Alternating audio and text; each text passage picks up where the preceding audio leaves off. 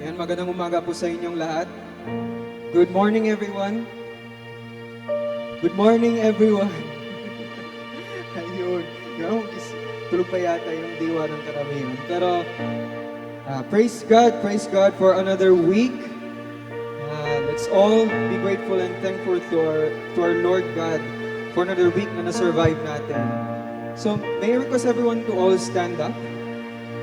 Are we all excited to praise the Lord today? Amen. Are we all happy? Amen. Amen.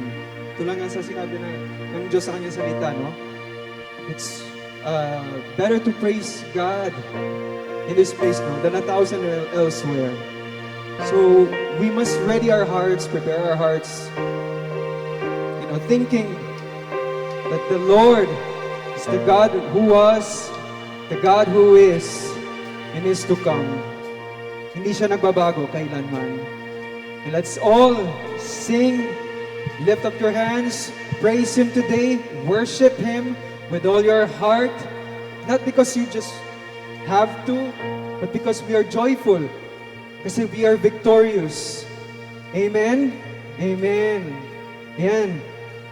Ayan, so let's all sing songs today for God and praise Him.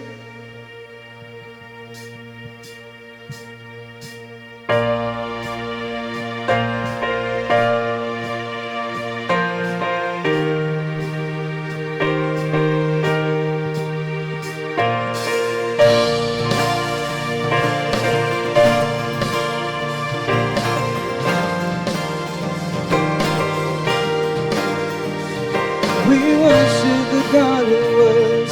We worship the God who is. We worship the God who evermore will be. He opened the prison doors. He parted the raging sea. My God, He holds the victory. There's joy in the house of the Lord. There's joy in the house of the Lord today. And we won't be quiet. We shout out your praise. There's joy in the house of the Lord. Our God is surely in this place, and we won't be quiet. We shout out your praise. Oh, oh, oh, oh, oh, oh, oh. We sing to the God who heals. We sing to the God who saves. We sing to the God who always makes a way. 'Cause He hung up on that cross, then He rose up from that grave. My God, still the rolling stones away. There's joy in the house of the Lord. There's joy in the house of the Lord today. And we won't be quiet. We shout out your praise. There's joy in the house of the Lord. Our God is surely in this place, and we won't be quiet. We shout out your praise. 'Cause we were the beggars, now we're royalty. We were the prisoners, now we're running free. We are forgiven, accepted, redeemed by His grace. Let the house of the Lord sing praise. We were the beggars, now we're royalty. We were the prisoners, now we're running free. We are forgiven, accepted, redeemed by His grace. Let the house of the Lord sing praise. Sing, there's joy in the house of the Lord. There's joy in the house of the Lord today, and we won't be quiet. We shout out your praise. There's joy in the house of the Lord. Our God is surely in this place, and we won't be quiet. We shout out your praise. There's joy in the house of the Lord. There's joy in the house of the Lord today, and we won't be quiet. We shout out your praise. There's joy in the house of the Lord. Our God is surely in this place, and we won't be quiet. We shout out your praise. Oh, oh.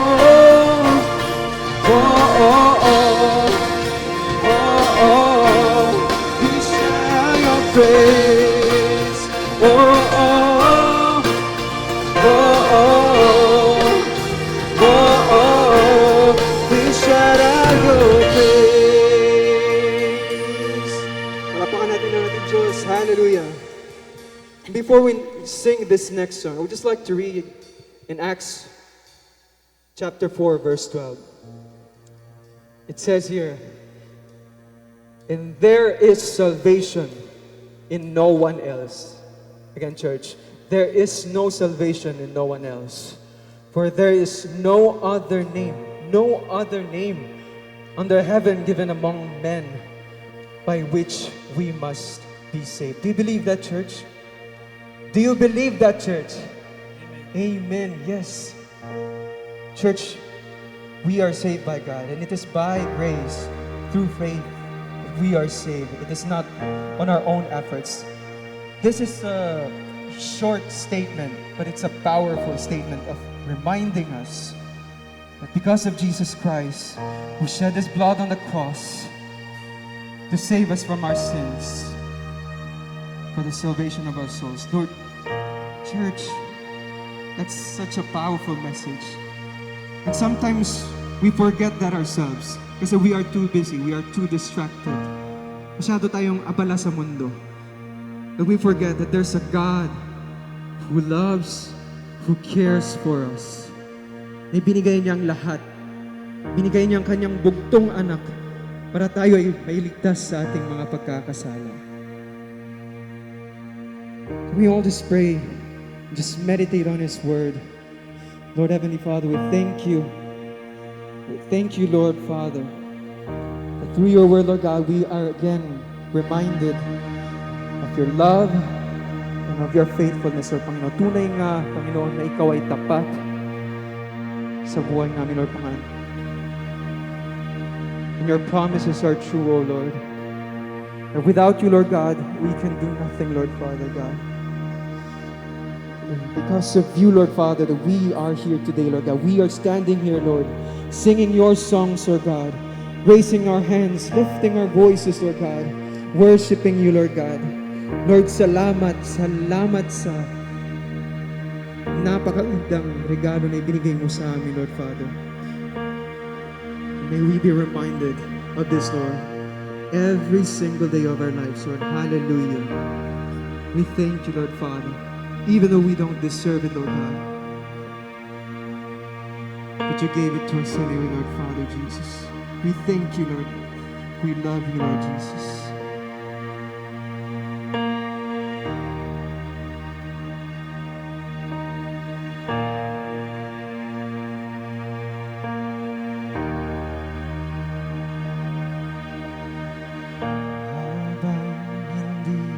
Karapat-dapat pagukulan ng habang at wagas mong pagsinta. Habang walang kakayanang nasuklian ka ng mabuti sa lahat mong ginawa. Waiting natin ulit the church. Habang hindi karapat-dapat pagukulan ng habang at wagas mong pagsinta. Habang walang kakayanan masuklian ka ng mabuti sa lahat mong ginawa. Niyakap mo ko sa hatikan, inibig mo ko nang di kayang tumbasan.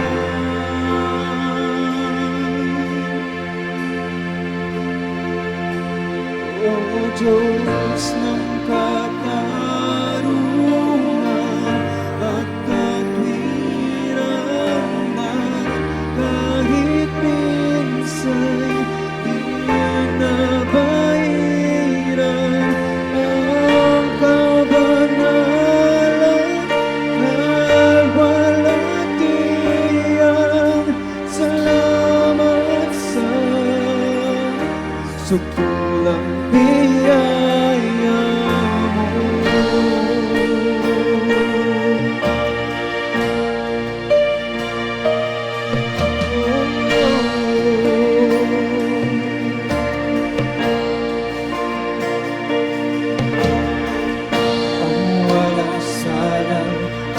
tinubos ang umat ko ng parusa na narapat sa akin.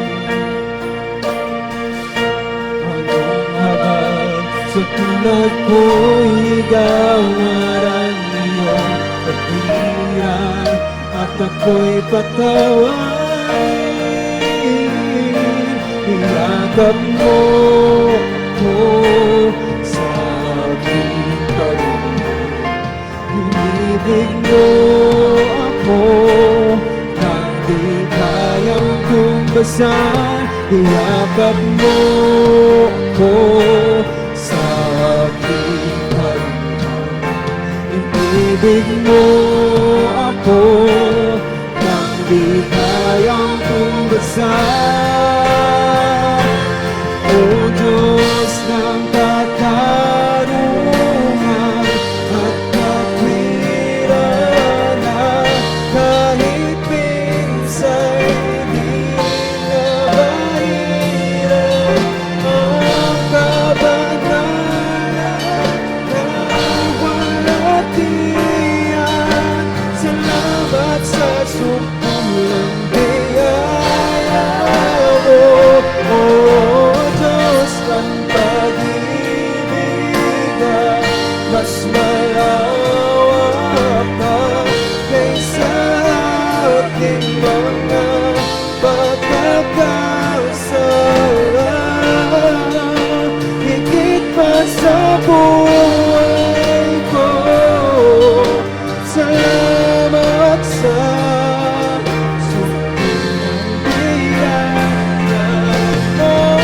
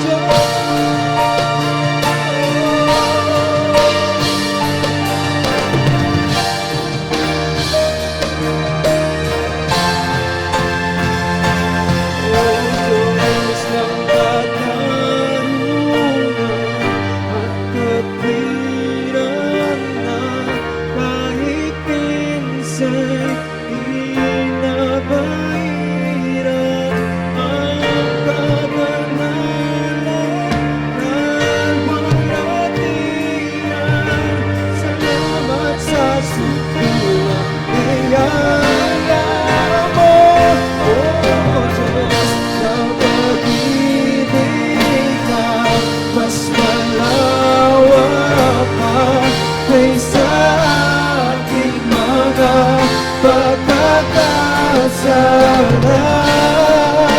Higit pa sa buhay ko, salamat sa sumpulang biyaya mo.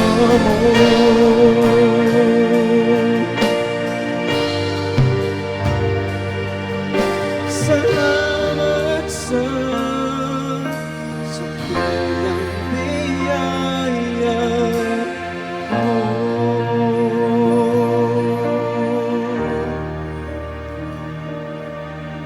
Yes, Panginoon. Salamat, Panginoon, sa sumpulang biyaya mo. Lord God. Salamat, Panginoon. Hindi ka na mapagod at hindi nagbabago, Lord. Patuloy kang umayakap sa amin, Panginoon. Ayon nga sa iyong salita, Panginoon, inaalay namin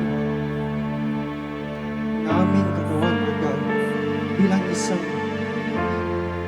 buhay na hain, banal at kalugod-lugod sa iyo, Diyos. Kaya naman, sinisigaw namin at sinasambit ng aming mga puso.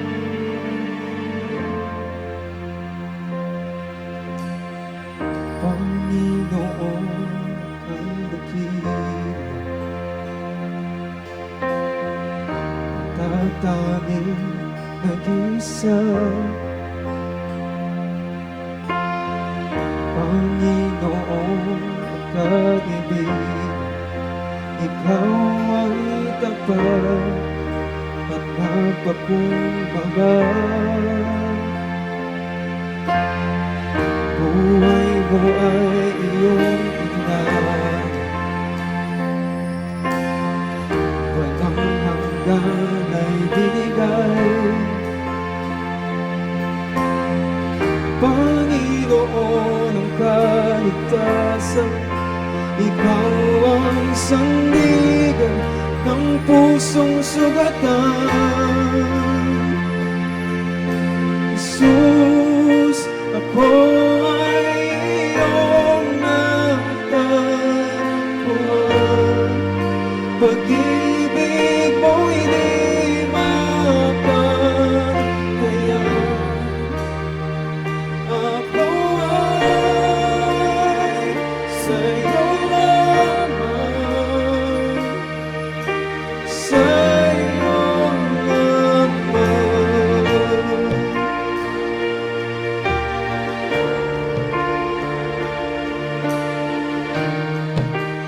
Ulitin natin first verse na yun.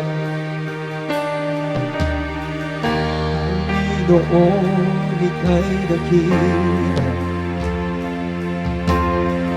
nagtatanging nag-iisa. Panginoon at kaibigan, ikaw ay tapat at nagpakumbaba. Buhay mo ay iyong inay, yes, walang hanggan ay binigay. Panginoon, kaligtasan, ikaw ang sandigan ng pusong sugatan. Jesus, ako ay iyong natagpuan. Pag-ibig mo'y di mapagdayan. Ako ay sa'yo lamang, sa'yo lamang. Sa krus, nahanap ang kapatawaran. Pag-ibig mong di mapagdayan. Ako ay sa'yo lamang, sa'yo lamang.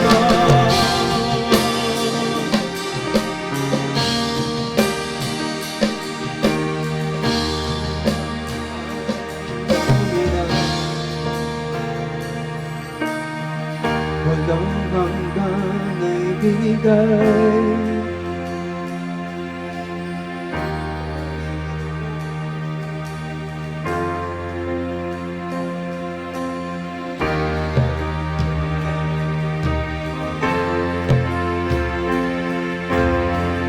Panginoon ang kabutihan,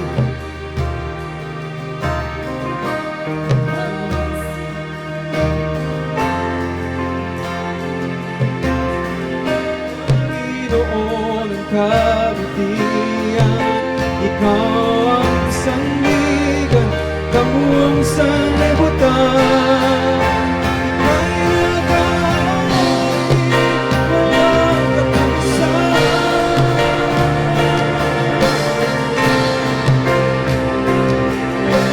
Jesus, ako ay iyong natagpuan. Pag-ibig mo'y di mapagdayan. Ako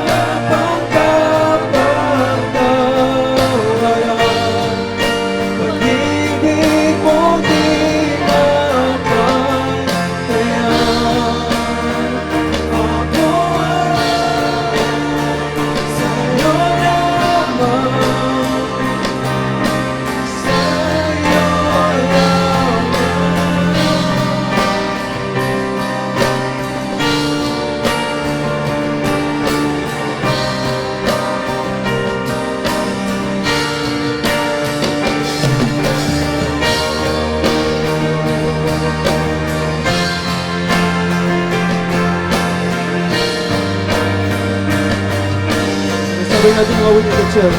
Di mawalay sa pag-ibig mo, tanging ikaw ang kalikasan ko. Laging iayat ang ngalan mo, sa'yo lamang, sa'yo lamang.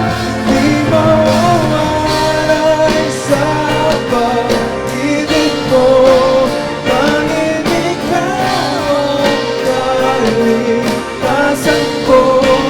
Laging iayat ang ngalan mo, sa'yo lamang, sa'yo lamang. Jesus, ako'y iyong natagpuan. Pag-ibig mo'y di mapantayan.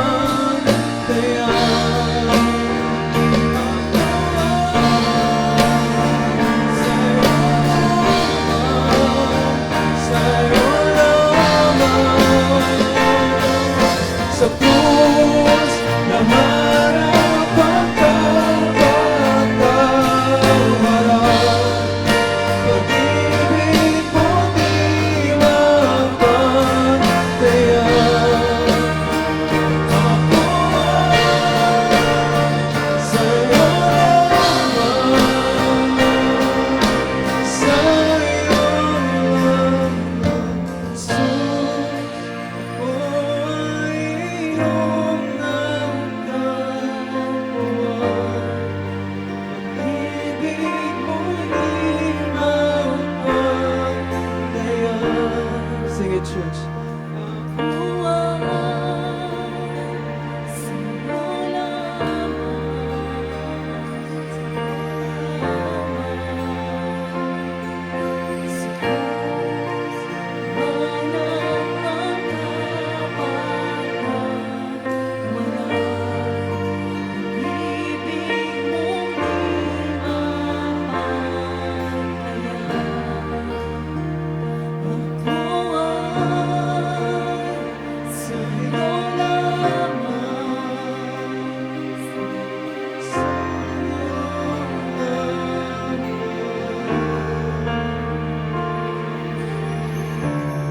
Baka natin ang ating Diyos. Thank you, Lord Jesus. Hallelujah. Hallelujah.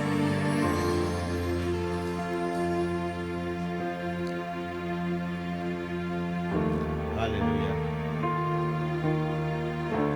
Tunay nga, O Diyos, na ikaw ay dakila at tapat. Na binigay mo ang iyong bugtong na anak upang kami makatanggap ng iyong kapatawaran. Sa iyo lamang, Panginoon, ang lahat ng papuri at pasasalamat. Hallelujah.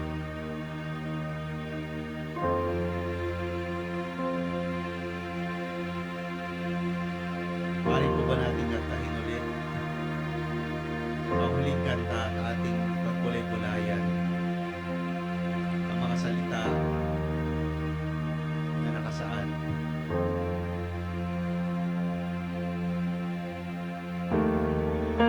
Let this be our worship before God.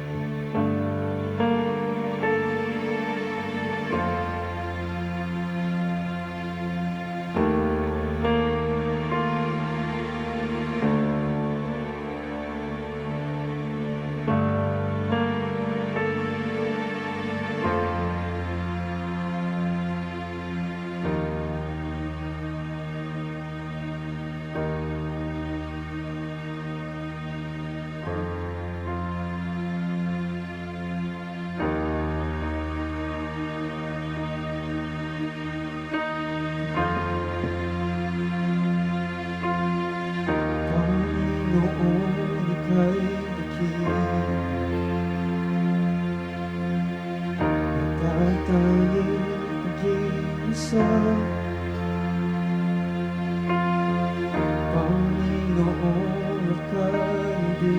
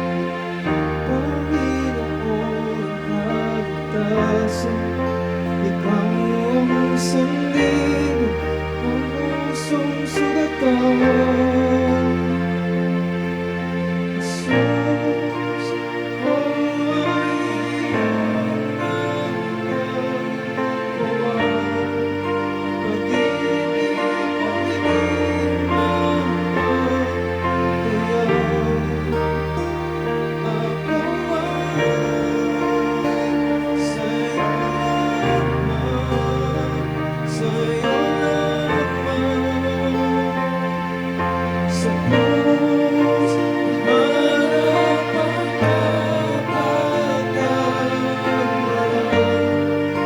Pag-ibig mong di mapagdayan. Ako ay sa'yo lamang, sa'yo lamang.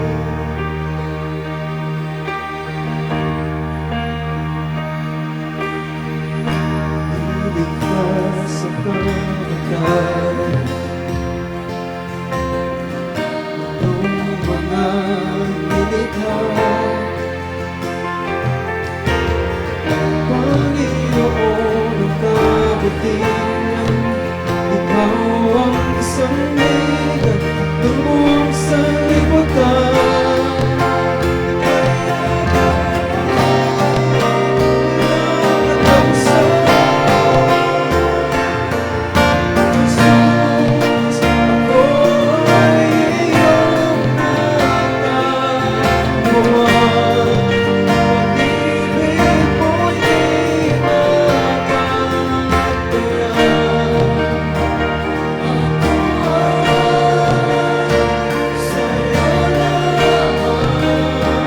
Sa'yo lamang,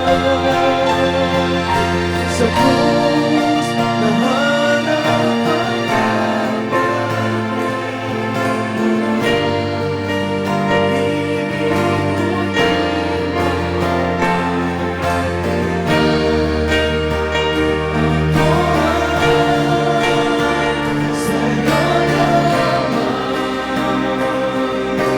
sa'yo lamang.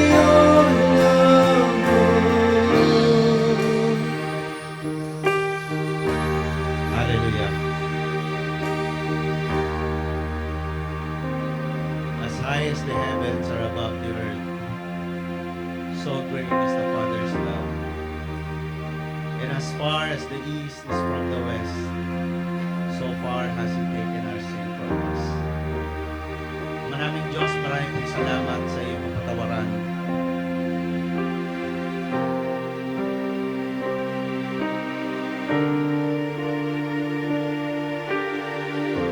Without your forgiveness, Lord, we are doomed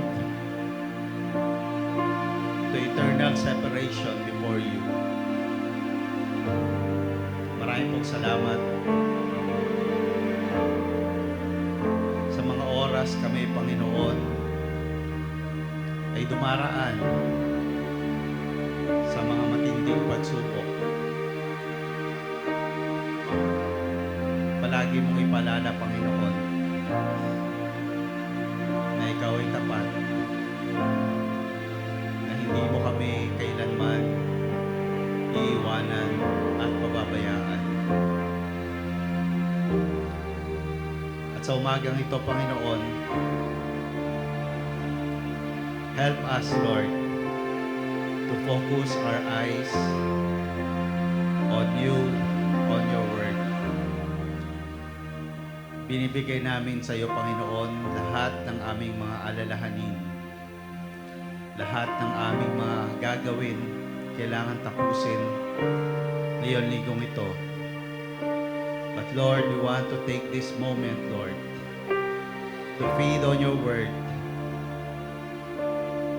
to feel your presence, Lord, in this place. And we thank you, Lord, for those who are sick. Accept your healing. For those who are sick, declare that by His stripe you are healed. We thank you, Lord, and we praise you. In Jesus' name we pray. Amen and amen. Good morning po, makakapo na po lahat.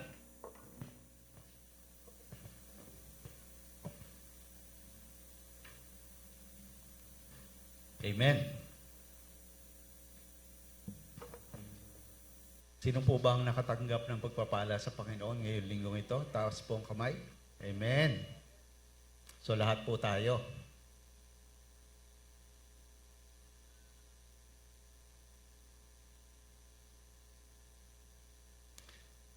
So doon po sa mga bago, atin pong pinag-aaralan, no, ang buong Bible, no. So ito po yung Back to the Roots, na kung saan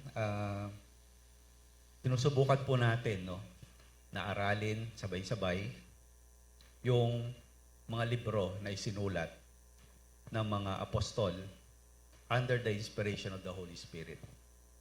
So there are 66 books in the Bible. There are 39 in the Old Testament. And there are 27 in the New Testament. Nandun pa lang po tayo sa Old Testament. And for this month po, we are studying the historical books, no, from Joshua up to Esther. Tama po ba? Ating mga Bible scholar. So yun po. So, napag-aralan po yung Joshua, Judges. And I'll be talking about the book of 1 Samuel. So alam po natin, no, alam na natin yung storya na ating pag-aaralan ngayon. But it is, no, the Word of God is very powerful.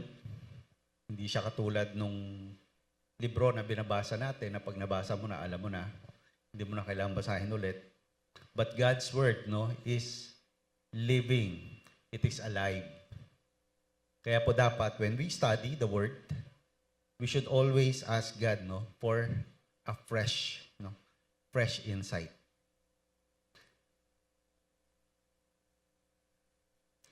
So dun po sa Book of Judges, no, wala pa po silang hari noon. At ang namamahala or nagli-lead sa kanila, no, ay mga judges, no. God raised judges, no, to rule or to govern the nation of Israel. And in the book of Ruth, alam natin, ito ay istorya, no. It's a love story between Ruth and Boaz. Now in 1 Samuel, so dito na po papasok, no, na magkakaroon na sila ng monarchy o kaharian. In 1 Samuel chapter 1, dito po, no, yung mga characters na hahapyawan natin, unang-una si Eli, no? Si Eli, siya yung unang-unang propeta na ginamit ng Panginoon to what?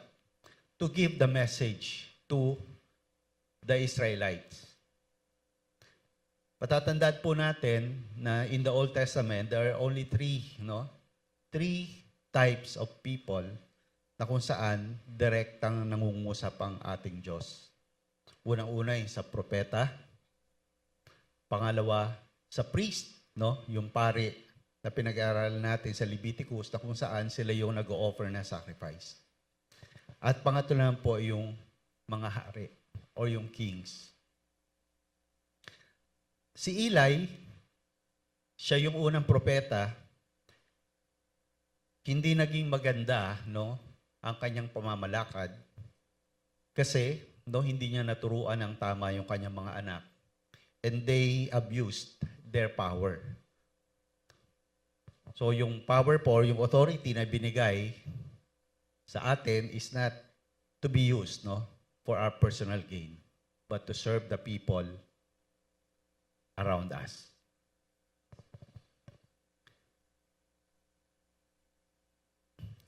Doon po sa story ni Eli, kung matatandaan niyo po si Hannah, no, siya yung hindi magkaanak. At siya ay nanalangin sa Diyos na kung bibigyan mo ko ng anak, I will dedicate him to you.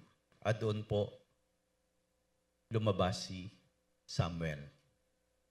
So si Samuel po ay naging OJT, naging intern ni Eli, na kung saan inaaral niya, no, kung ano yung ginagawa ng isang propeta. At dumating po, no, sa pagkakataon na tinawag ng Diyos si Samuel.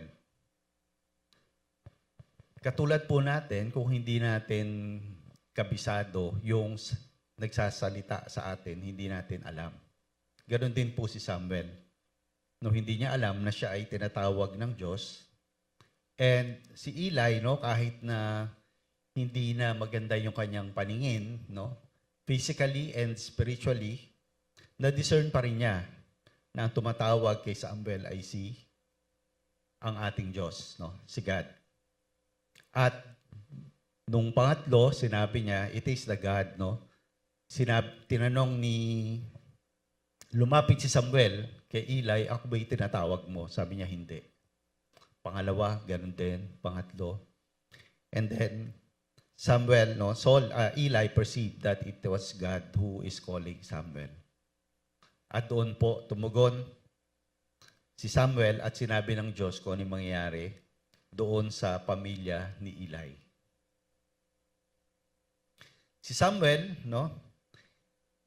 ay lumaki at because of masasabi natin yung disappointment nung Israel, nung basang Israel, yung mga leaders ay lumapit kay Samuel, sabi niya, give us a king, Give us a king who will govern us like the other nations. And Samuel was grieved. But God told him, do not be grieved, Hindi ikaw yung ni-reject nila, but I was the one who was rejected by the people. At pinasabi ng Diyos kay Samuel na warn them, Warn them kung ano yung gagawin ng magiging hari ninyo. So basahin lang po natin sa 1 Samuel chapter 8, starting from verse 10. So Samuel told all the words of the Lord to the people who asked him for a king. And he said, this will be the behavior of the king who will reign over you. He will take your sons and appoint them for his own chariots and to be his horsemen. And some will run before his chariots. Verse 12, he will appoint captains over his thousands and captains over his 50s. Will set some to plow his ground and reap his harvest, and some to make his weapons of war and equipment for his chariots. Verse 13, he will take your daughters to be perfumers, cooks, and bakers, and he will take the best of your fields, your vineyards, and your olive groves, and give them to his servants. He will take a tenth of your grain and your vintage, and give it to his officers and servants. And he will take your male servants, your female servants, your finest young men, and your donkeys, and put them to his work. He will take a tenth of your sheep, and you will be his servants. And you will cry out in that day because of your king, whom you have chosen for yourselves, and the Lord will not hear you in that day. So, nung binabasa ko po ito, na-imagine nyo, nag-appoint ka ng hari, pero sa halip na pagsilbihan kayo yung magsisilbi sa kanya, So siguro nakaka-relate tayo ngayon, kung ano yung nangyayari. Pero tuloy po natin, But nevertheless, the people refused to obey the voice of Samuel, and they said, no, but we will have a king over us, that we also may be like all the nations, and that our king may judge us and go out before us and fight our battles. And Samuel heard all the words of the people, and he repeated them in the hearing of the Lord. So the Lord said to Samuel, heed their voice and make them a king. And Samuel said to the men, every man go to his city. So pinakita, winarningan na sila na ganito yung mangyayari. But, no, because of their stubbornness, katigasan ng ulo, ay hindi pa rin nila binago yung kanilang desisyon.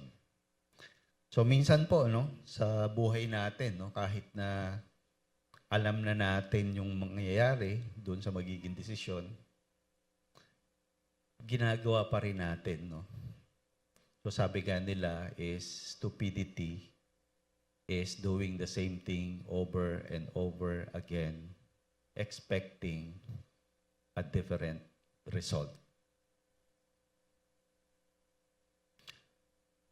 So tuloy po natin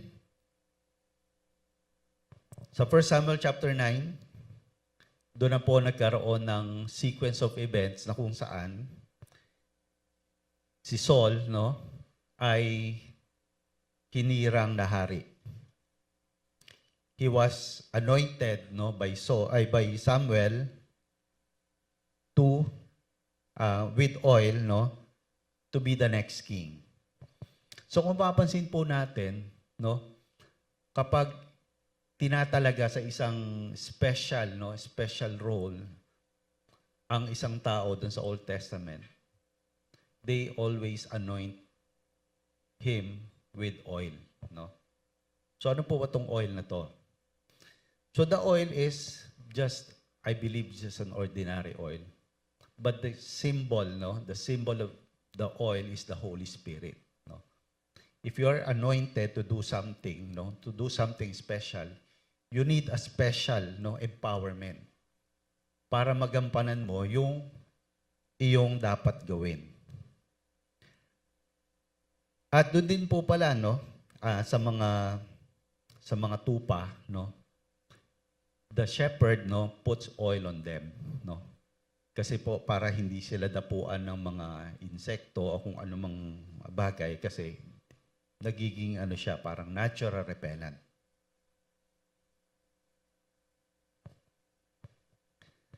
So si Saul, nung sa una ay okay, di ba? So siya nga po pala, si Saul, ang kauna-unahan pong endorser ng shampoo. So nung nakita po, no, ni Samuel, si Saul, ang sabi doon that Saul was head and shoulders above everyone. So yun po, no? Sa isang version po ng Bible, yun po yung sabi, head and shoulders. Ibig sabihin po na kung lahat po tayo nandito, malalaman mo kung sino si Saul kasi siya yung nag-iisa, no?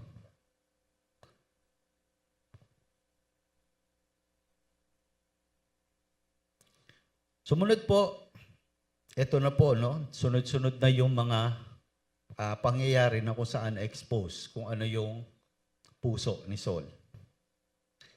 Kapag ang isang hari po ay makikipaggera sa ibang bansa, no? Kadalasan po, they go to the prophet, no? At hinihingi nila yung advice, no? Kung tutuloy ba sila, ano yung gagawin. But in this case po, si Saul, no, ay nainip, siya na mismo yung gumawa ng sacrifice. Ito po ay nangyari noong 1 Samuel 13. You can read it at home para malaman nyo yung detalye.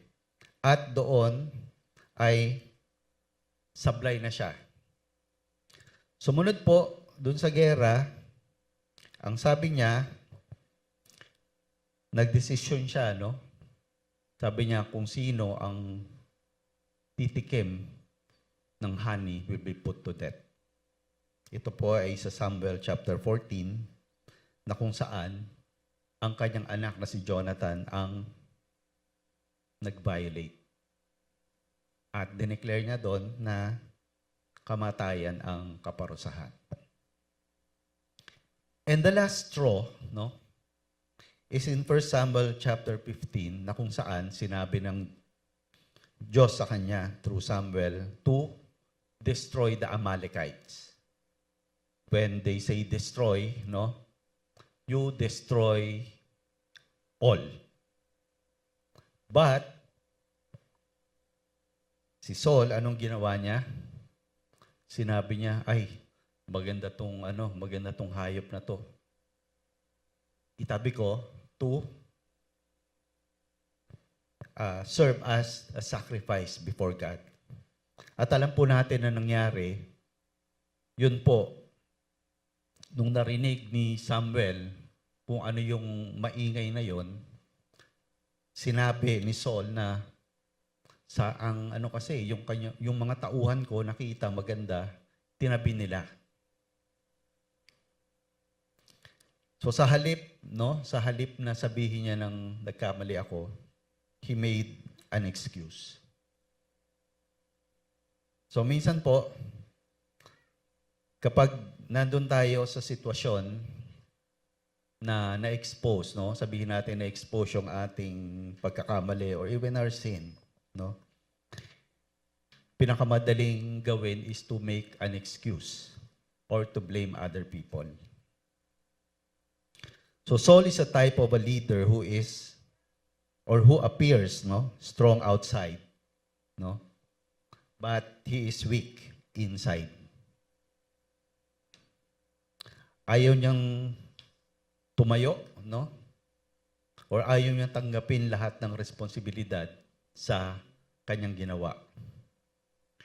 And he would rather please people or men than God. So doon po natapos, yung reign ni Saul as king. And success reveals who we are, and what is on the inside will show during times of crisis. So nung nangyari po yon, si Samuel po ay nagdalamhati, So parang inisip mo, yun yung first project mo, sablay, Siya yung unang inanoint ni Samuel, pero totally ni-reject niya. So siya yung lumapit kay Saul, para hirangin na hari. At siya rin yung kumausap kay Saul to tell him, your reign as king is over. So Samuel mourned for Saul and did not see him until his death. So mabasa natin yon, na wala nang interaction between Saul and Samuel until his death, na kung saan siya ay napatay doon sa gera. So napakalungkot ng ending ni Saul. Nagsimula siya ng maayos, but he ended up as a disaster. So it's dangerous to have a leader whose heart is not tested by trials. So walang nakalagay doon sa 1 Samuel na dumaan siya sa mga pagsubok, walang nakalagay. So masasabi natin na Saul was instant winner, So kumbaga sa empleyado, pumasok as intern, after a few years, ikaw na yung naging president, Ang bilis ng pangyayari. So punta na po tayo doon sa ating main topic. In chapter 16, verse 1, Now the Lord said to Samuel, How long will you mourn for Saul, seeing I have rejected him from reigning over Israel? Fill your horn with oil and go. I am sending you to Jesse the Bethlehemite, for I have provided myself a king among his sons.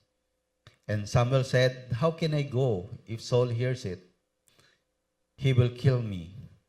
But the Lord said, Take a heifer with you, and say, I have come to sacrifice to the Lord. Then invite Jesse to the sacrifice, and I will show you what you shall do. You shall anoint for me the one I name to you. So, kung babasahin po natin, kung ikukumpara natin kung paano napili si Saul at yung susunod na hari, ay sinabi lang ng Diyos kay Saul na yan yung tao na magiging hari. But here, it says, For I have provided myself a king among his sons.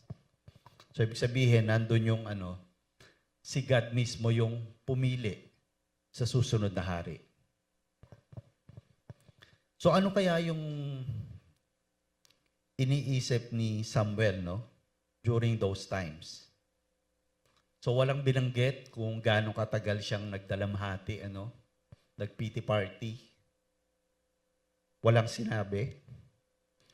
So, siguro, tinatanong niya, failure ba ako sa prophet? Or ano ba yung pwede ko pang gawin, no? Na para hindi umabot sa ganong sitwasyon si Saul. So, when we lose something, no? Kung may nawala sa atin, whether it's our fault or other people's responsibilities, no, the best way is to go before God. What is God telling me in this situation?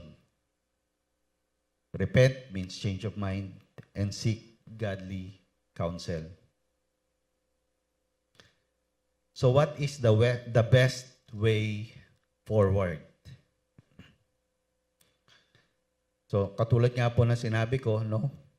Walang nabanggit na panahon, no? Gaano katagal nagborn si Samuel, but there's a verse in the Bible that says there is a time for everything, no? Siguro kung nilagay niya doon 1 month, no? Baka lahat ng makakabasa ay dapat pala 1 month. 1 month ako mag-pity party. But here, wala siya nabanggit.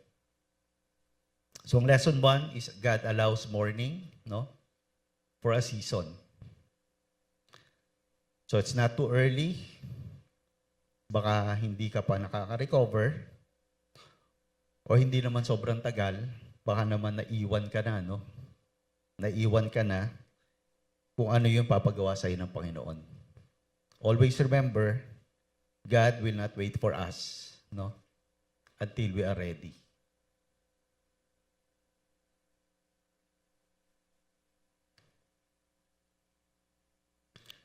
So kung babasahin po natin, no, sa 2 Samuel chapter 12, ito po ay na kung saan si David ay he committed adultery, nabuntis si Bathsheba.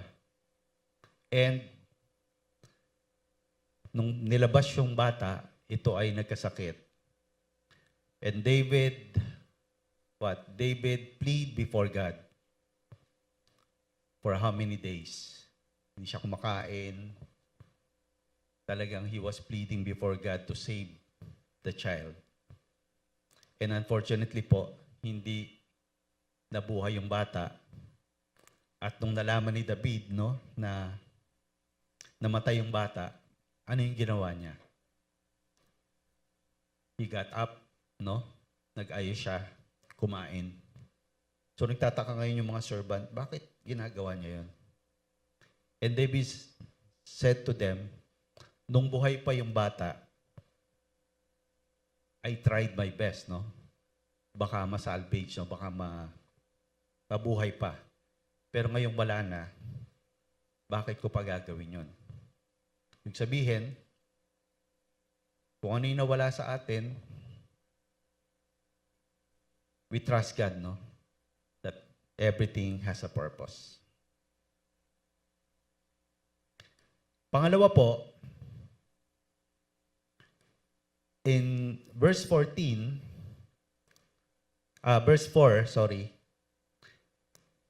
so God chooses a leader differently. So verse 4, so Samuel did what the Lord said and went to Bethlehem, and the elders of the town trembled at his coming and said, "Do you come peaceably?" And he said, "Peaceably, I have come to sacrifice to the Lord. Sanctify yourselves and come with me to the sacrifice." Then he consecrated Jesse and his sons and invited them to the sacrifice.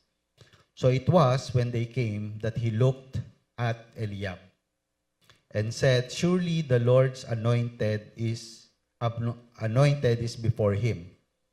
But the Lord said to Samuel, Do not look at his appearance or at his physical stature, because I have rejected him, or I have refused him. For the Lord does not see as man sees, for man looks at the outward appearance, but God looks at the heart. Verse 8, so Jesse called Abinadab and made him pass before Samuel and said, neither has the Lord chosen this one. Then Jesse made Shammah pass by, and he said, neither has the Lord chosen this one. Thus Jesse made 7 of his sons pass before Samuel, and Samuel said to Jesse, the Lord has not chosen this. So dun sa 7, walang nakapasa. And Samuel said to Jesse, are all the young men here? Then he said, there remains yet the youngest, and there he is keeping the sheep. So nung una, no, akala ni Samuel, no, yun pa rin yung standard, no? But he failed, no, the first time, no? So nakita niya, oops, leadership quality, no? Good looking, lahat ng physical characteristic nandun. But God told him, hindi siya. I have rejected him. And Samuel learned immediately, no, after God told him his criteria of a leader. Ano ba yung criteria niya? Sinabi doon, verse 7, do not look at his appearance or at his physical stature, but because I have refused him. For the Lord does not see as man sees, for man looks at the outward appearance, but the Lord looks at the heart. So tayo po kaya, no? So do we learn, no, from the mistakes that we have? No, si Samuel immediately naintindihan niya na oops, hindi pala 'yon. Ito pala, no? So understanding the heart of God is the secret to a victorious life. So sa GRCF po, no, I believe, no, we give more weight to the person's character before appointing him as a leader. So kung titingin po tayo, no, sa kung ano yung nakikita natin,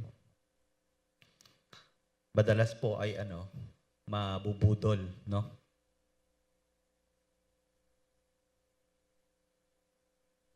Pag tumingin ka sa ads, tulad po, ako, nung isang beses, naghahanap po ng internet. So sabi ko, maganda to Starlink. So Starlink, tapos sa mura.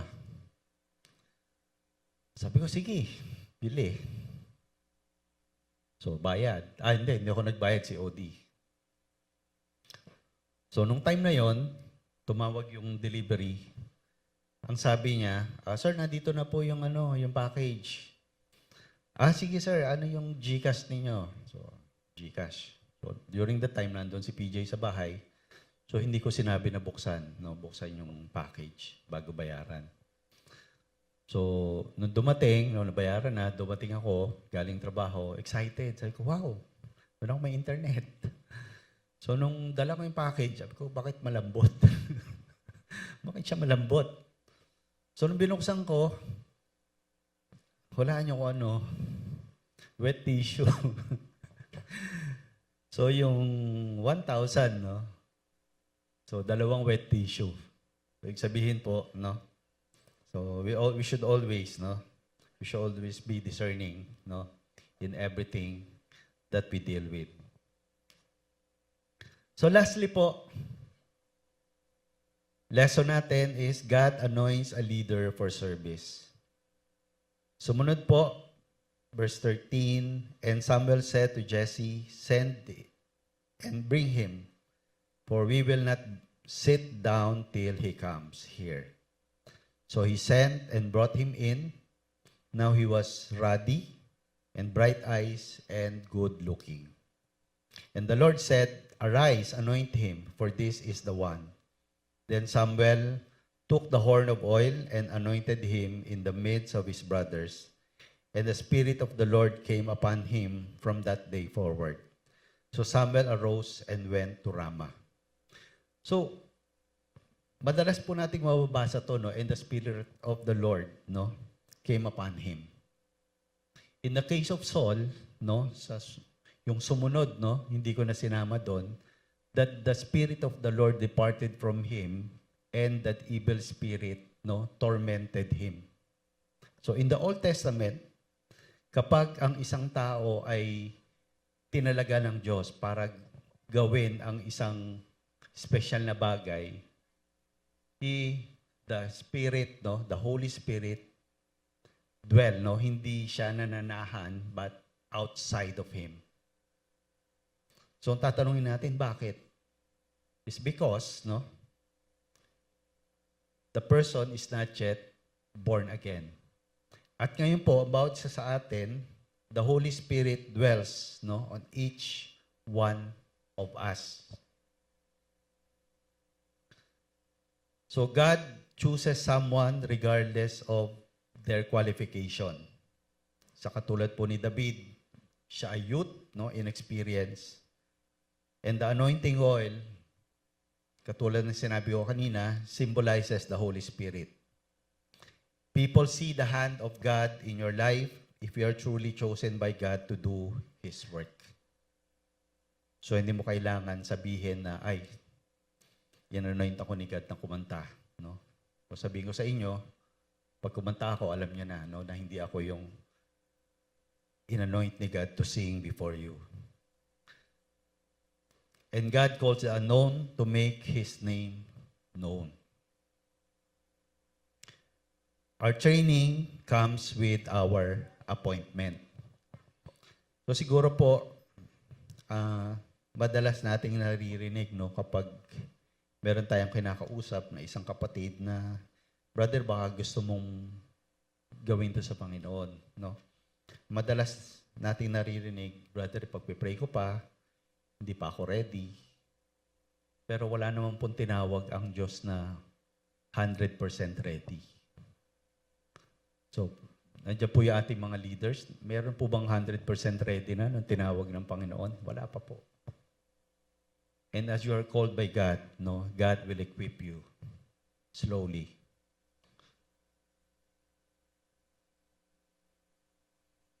In Jeremiah chapter 1, sinabi ng Diyos kay Jeremiah, Before I formed you, to the womb I knew you. Before you were born, I sanctified you. I ordained you a prophet to the nations. Kadalasan po, kung ano yung ating pagkakatawag, no? Pagkakatawag ng Diyos sa atin ay iniligay na niya lahat ng kailangan para magampanan natin yung pagkakatawag sa atin.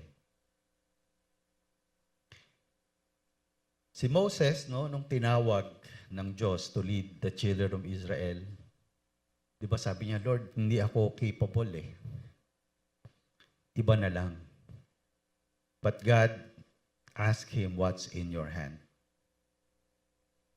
No? Kung ano yung meron ka ngayon, kapatid, yun yung gagamitin ng Diyos to use you. So ano yung conclusion natin, no, doon sa ating pinag-aralan, no, na maiksik kwento? Number 1, our failure is not final. Number 2, we should not be moved by what we see and hear, but by the Word of God. And lastly, about sa po sa atin, no, God has anointed in the area that He will use us, whether at home, work, ministry, and others. So tayo pong lahat ay yumuko at manalangin. I'd like to everyone to please stand, and I'd like to call on the ushers.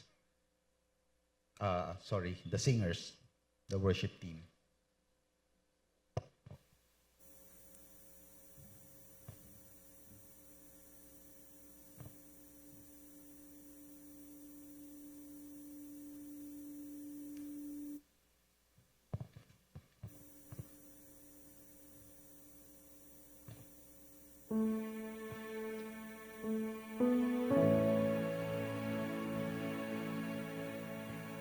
as we end the service this morning,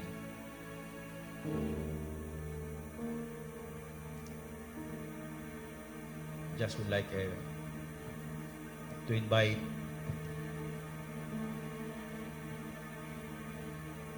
our brothers and sisters. Kung ikaw ay nagpunta rito, you are down and you don't know what to do, the Lord is inviting you to come. Just pour out your heart to Him. It may not be easy, but it is the wisest thing to do, to come before Him.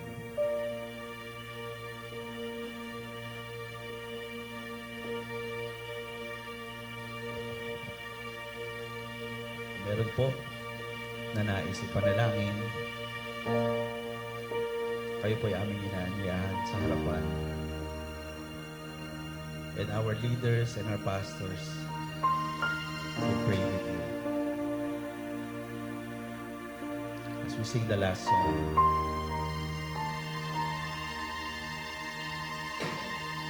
you just come and be blessed.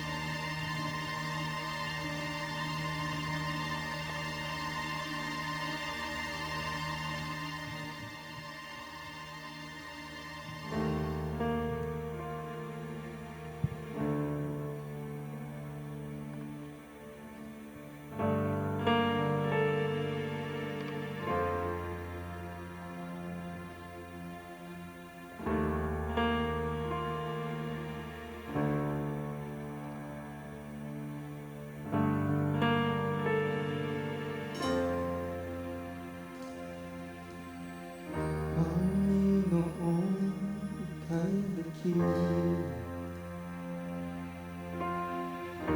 tatanging mag-isa.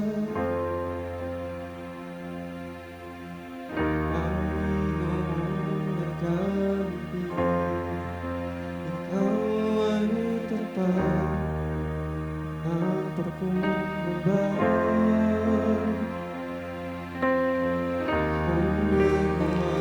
I believe there's still some more who needs to come. If you are being touched by the Lord right now, please come. Please come.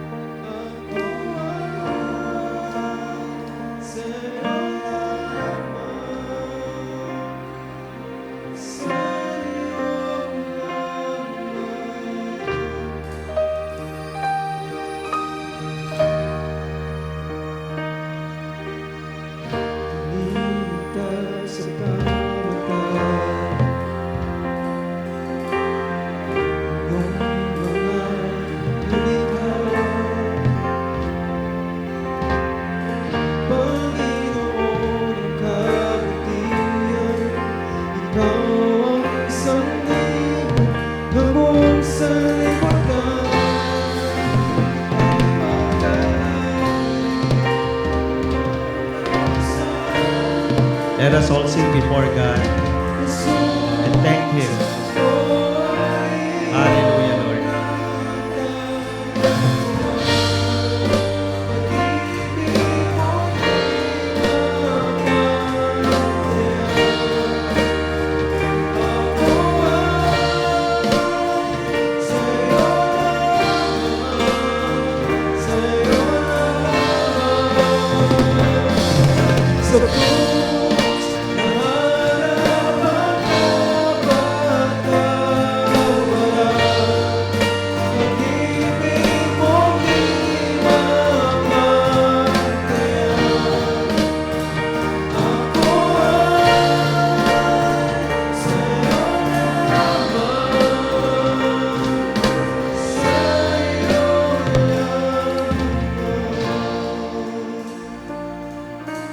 Ama naming Diyos, maraming pong salamat sa iyong kapatawaran. Maraming pong salamat, Panginoon, na patuloy kami, Panginoon, na magsasaliksik ng iyong salita, ng iyong presensya, Panginoon. At sa iyo lamang kami, Panginoon. Sa iyo lamang kami, Panginoon, hihingi ng tulong, hihingi ng gabay. Maraming po salamat, Panginoon, sa umagang ito. Binabalik namin lahat ng papuri, pasasalamat, at pagsamba sa matamis na pangalan ng iyong anak at aming tagapagligtas na si Jesus. Ang lahat po ng anak ng Diyos ay magsabi ng Amen and Amen. Maraming po salamat.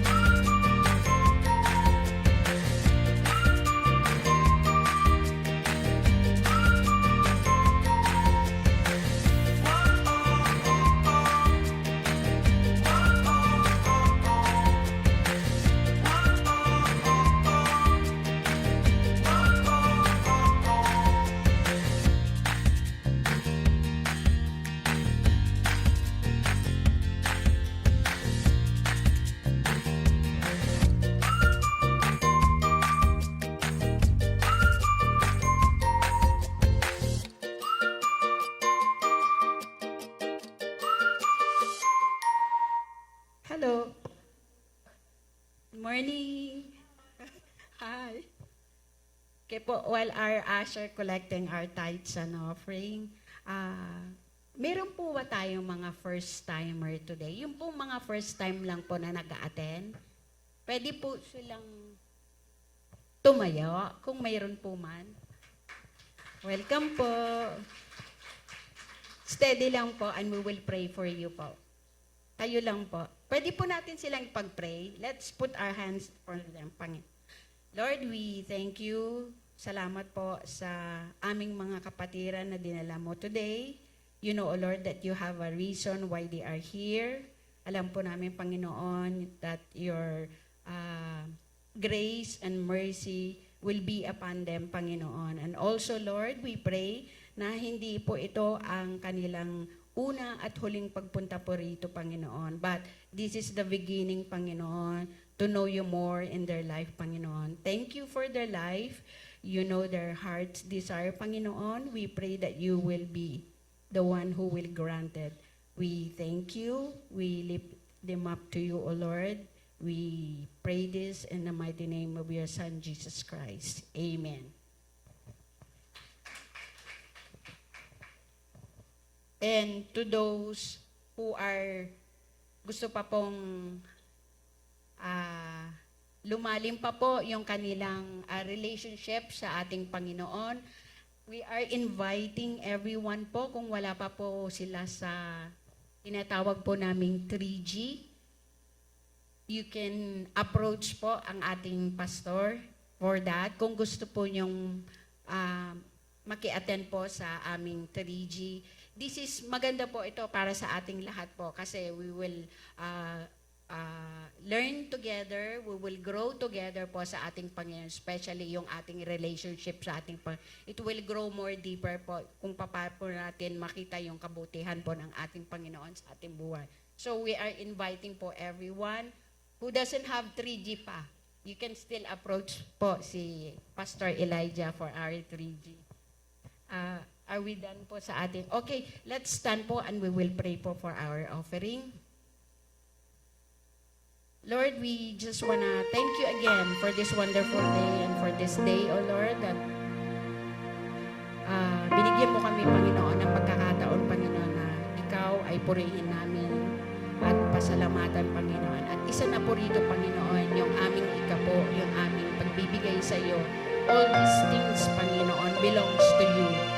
Lahat ng ito po, Panginoon, ay pagpapala mo sa bawat isa po sa amin, Panginoon. And we were glad that we can give it back what's belong to you, Panginoon. Maraming salamat po, Panginoon. Bless the people who would hold these funds, Panginoon, that you would extend pa, Panginoon, yung kaharian mo dito sa lupa, Panginoon. Thank you, Lord. We give you all back the glory and honor. In Jesus' name we pray. Amen.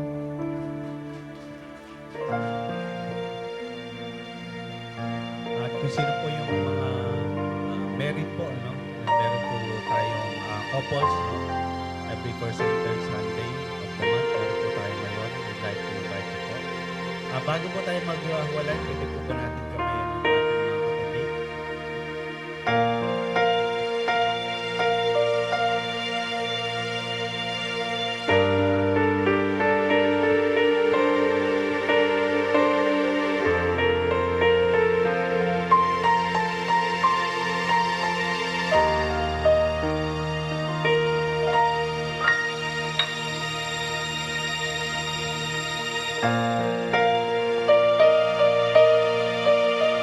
May the Lord bless you and keep you. The Lord make His face shine upon you and be gracious to you. The Lord lift up His countenance and give you His shalom, perfect peace. God bless you po. Go and be a blessing to others.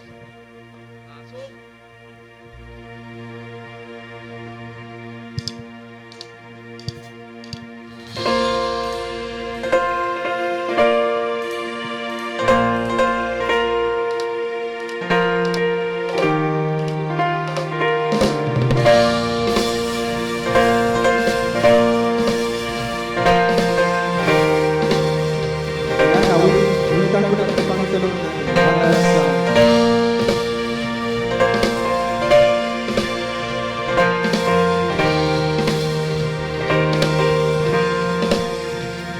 We worship the God who was. We worship the God who is. We worship the God who evermore will be. He opened the prison doors. He parted the raging sea. My God, He holds the victory. There's joy in the house of the Lord. There's joy in the house of the Lord today. And we won't be quiet.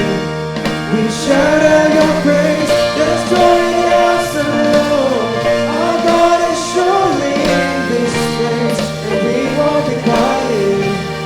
We shout out your praise. Oh, oh, oh. Oh, oh, oh. Oh, oh. We sing to the God who heals. We sing to the God who saves. We sing to the God who always makes a way. 'Cause He hung up on that cross, then He rose up from the grave. My God, still rolling the stones away. There's joy in the house of the Lord. There's joy in the house of the Lord today. And we won't be quiet. We shout out your praise. There's joy in the house of the Lord. Our God is surely in this place. And we won't be quiet. We shout out your praise. We were the beggars, now our royalty. We were the prisoners, now we're running free. We are forgiven, accepted, redeemed by His grace. Let the house of the Lord sing praise. 'Cause we were the beggars, now we're royalty. We were the prisoners, now we're running free. We are forgiven, accepted, redeemed by His grace. Let the house of the Lord sing praise. Sing it! There's joy in the house of the Lord. There's joy in the house of the Lord today. And we won't be quiet. We shout out your praise.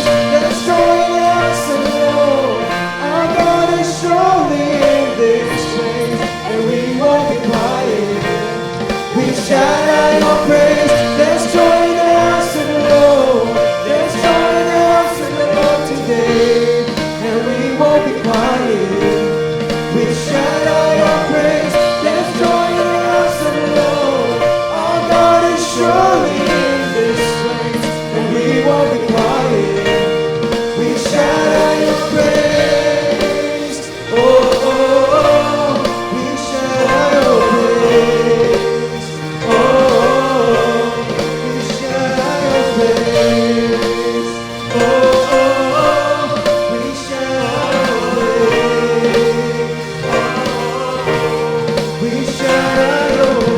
Praise